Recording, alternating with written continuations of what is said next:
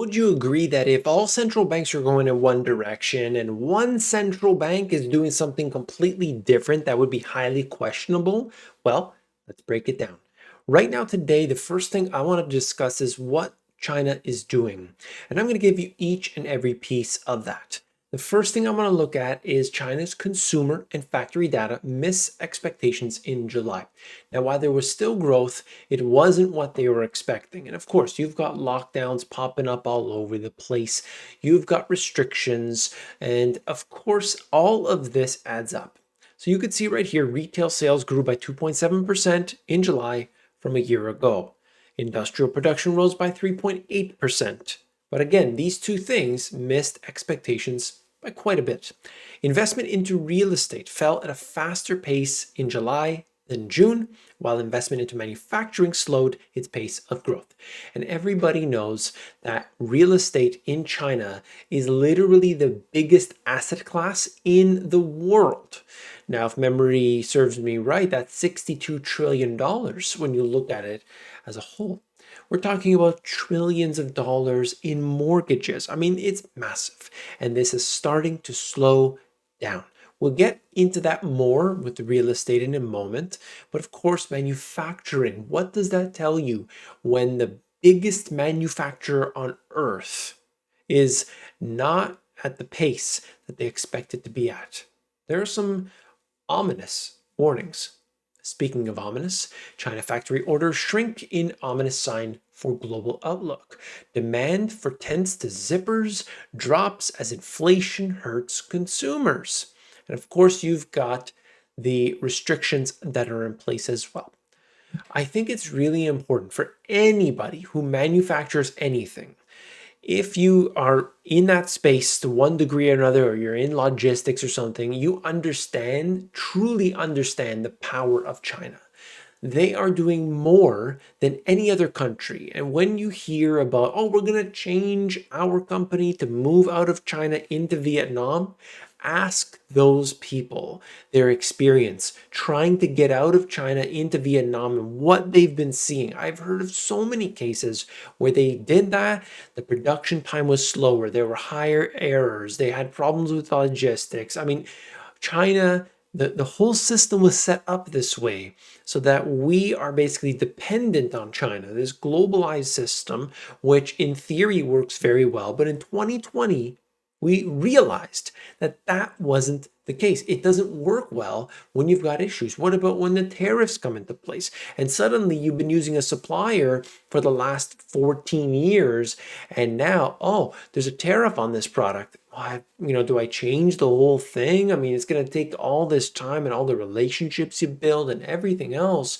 Things changed big time. So we need to pay attention to what's happening in China. If you are in business or you're going to be affected in some way, and most people are, China's central bank unexpectedly cuts key rate to spur growth.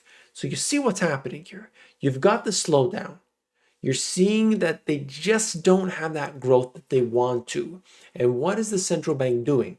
They're cutting interest rates. Find any other central bank around the world and what they are trying to do. And they are trying to actually increase rates, or at least at this point, start talking about it. Japan, okay, we all know that that's just a zombie. Let's just leave it over there. It's a zombie. But right now, what we are seeing with China is basically the polar opposite of the rest of the world. In 2020, while all of these governments around the world were stimulating like crazy, China was going in the opposite direction. And this here is yet another 180-degree flip. So pay attention. MLF lowers rate on one-year policy loans by 10 basis points. Economic growth has weakened on the disruptions that have taken place, of course, lockdowns and so on. Now, this is 10 basis points. This is one interest rate, but understand that this has been a trend. Okay, that's all you need to know is that their main interest rate has been going down. You could see it right here. This just shows us basically from 2019 up until the present. And right now, depending on there's all different types of rates and interest rates and so on, just like you have in other countries. But essentially, they're doing the opposite. While you had the US and every other country throwing out checks to people during 2020, China really didn't do that. Okay? They knew that all governments around the world are basically going to do their thing, and that's going to create this false demand for products, services, and anything that China can basically supply. And then they would have to buy from them. That would spur growth. They understood that because the supply chain is set up in this way. I hope I make myself clear here. This isn't just news articles and charts and things. I'm actually getting into the deeper understandings. So hope you appreciate it. Now, this is about real estate. Mortgage defaults and unfinished projects are the direct results of developers' insufficient cash flows. For the past 20 years, unfinished projects were never a big problem for the burgeoning property sector as home prices were rising continuously. If the current crisis cannot be handled appropriately to ensure the delivery of pre-sale homes, demand for investment properties and quality of life upgrades will be consistently depressed for the long term. Now, there is much more in here about that, but I'm just trying to show you that what's happening with real estate still, 2 years later, is still going on. Dare I mention that one big company that I've done many videos about before? I've been told over and over again, stop talking about it. Don't talk about it. We're done with that. Well, okay then. Central banks' monthly balance sheets. You could look at this. Yardeni provides the data here. And if you want, as always, link in the description. Demand that your other alternative news does the exact same thing. Otherwise, they are doing you a disservice. This is from August 12th. So this is very recent information. And you could see that's going to show you the assets of the major central banks around the world, as well as the People's Bank of China. So it's hard to find PBOC data, but it is out there, and Yardeni does provide that. So you can look at this, total assets of major central banks. Well, we do see something going on here. And while there was major expansion through 2020, that has really changed. And I wanted to show you something specifically. First we'll look at this. If you can see this, major expansion 2020 started to, happen less, and now that has declined. Now, obviously, it is still significant. It peaked out probably around, over $31 trillion globally, and now it's somewhere around that 29 trillion. So there's a $2 trillion difference. And you might think to yourself, well, whatever, 2 trillion. Hey, we're at 30 trillion, not a big deal. But that is actually greater, hard to tell it precisely, but it is greater than that drop we saw in 2018. And lo and behold, this right here during that 2018 timeframe was a terrible year for markets. And you looked at it, what happened in 2022 was worse. So the correlation that I find between the US stock market in particular and the central bank balance sheets is unmistakable. And then we have this. Asia's best currency is driven by tourists pouring into Thailand. Baht's 4.6% gain this month leads the region by a wide margin. Now, obviously, you look at what has happened, you zoom out a little bit and you see the US dollar had strengthened considerably against basically all currencies, including Thailand's. But in the shorter term, we have seen that the dollar has come down, stock market's gone up, and as well as Thailand's currency, the baht, going up quite a bit. Now, what worries me is what we saw during the 90s with the Asia crisis, and a lot of hot money was being sent into Thailand. I don't think that's the case here necessarily, but I'm keeping an eye on it. Okay, watch what happens when you see a currency being devalued. Watch what happens when you see money coming into a country, and this has very disruptive effects. So let's get into the next aspect here where we talk about the effects of all of this, inflation and so on. Here you have it, where Americans plan to cut back in the face of inflation.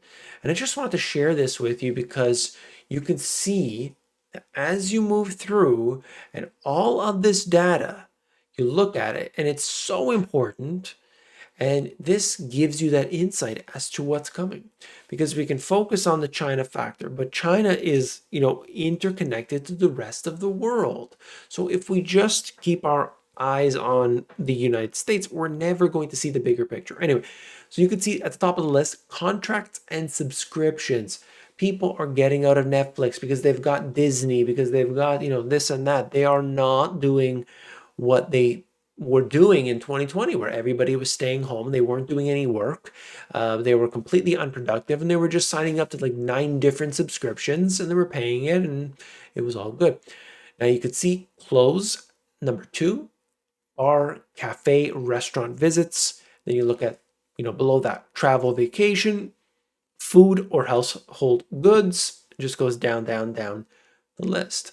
So you can see where people's priorities certainly are. People are spending lots of money on makeup and beauty, and retailers are cashing in. And essentially what they're saying is, yeah, maybe the people are not going to be able to spend big on, a fancy Ferrari, but they can get some lipstick and they'll feel better about themselves.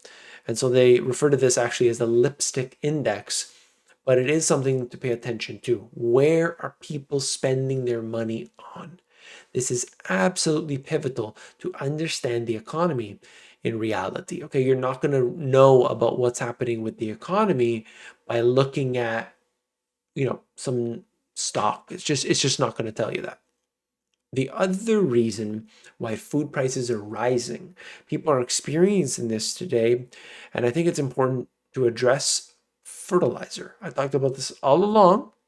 I believe we're well off the peak of what we saw, but it's still expensive, okay?